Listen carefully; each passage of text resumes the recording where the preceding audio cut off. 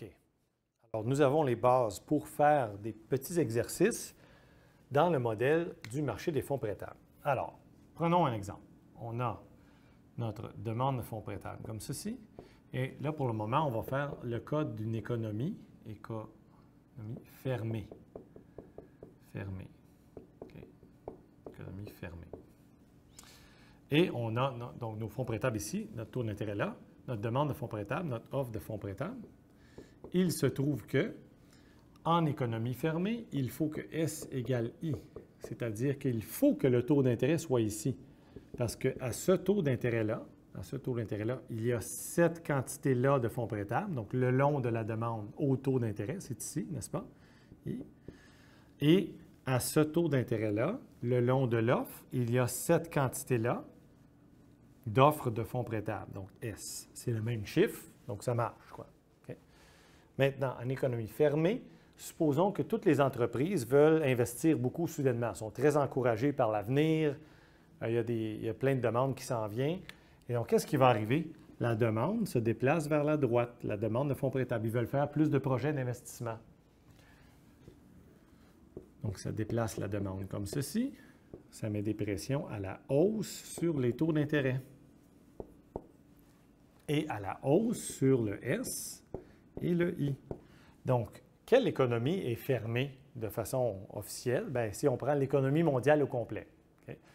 L'économie mondiale au complet, si toute l'économie mondiale, là, il y a une espèce de vent d'optimisme incroyable, bien, ça va faire un phénomène comme celui-ci. Plus d'épargne, plus d'investissement et des taux d'intérêt en hausse. OK? Maintenant, si au lieu d'un vent d'optimisme dans les entreprises, on a, qu'est-ce qu'on pourrait bien avoir? Dans les marchés mondiaux, supposons que les ménages décident d'épargner plus dans les grandes économies. Okay? Donc, ça a un effet mondial, un gros effet mondial parce que un peu partout dans le monde, là, les gens veulent épargner plus. Alors, qu'est-ce que ça ferait, ça, toute chose égale par ailleurs? On commence ici à notre taux d'intérêt mondial, finalement. Je vais mettre R étoile tout de suite. Et S étoile, I étoile. Okay. Et là, qu'est-ce qui arriverait si tous les ménages veulent épargner plus? Alors, ça déplace l'offre de fonds prêtables vers la droite. Okay. Ou peuvent épargner plus, n'est-ce pas? Donc, ça met des pressions à la baisse sur les taux d'intérêt, étoile prime, et à la hausse sur le niveau d'épargne. S étoile prime, I étoile prime. Okay. Comme ça. Voilà.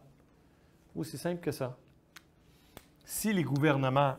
je vais mettre mon... Si les gouvernements font des gros surplus budgétaires, donc ils font des gros surplus et ils payent leurs dettes, donc leur endettement diminue, bien, ça fait ce phénomène-là aussi, n'est-ce pas?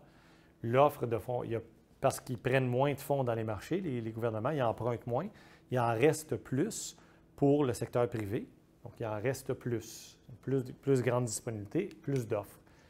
Les déficits, évidemment, ça fait le contraire. Ça réduit l'offre de fonds prêtables. OK? Donc, ça va pour ça? Maintenant, là, on est en train de faire des exemples avec l'économie mondiale, qui est une économie fermée par définition. Mais dans les faits, il faut faire une petite économie ouverte.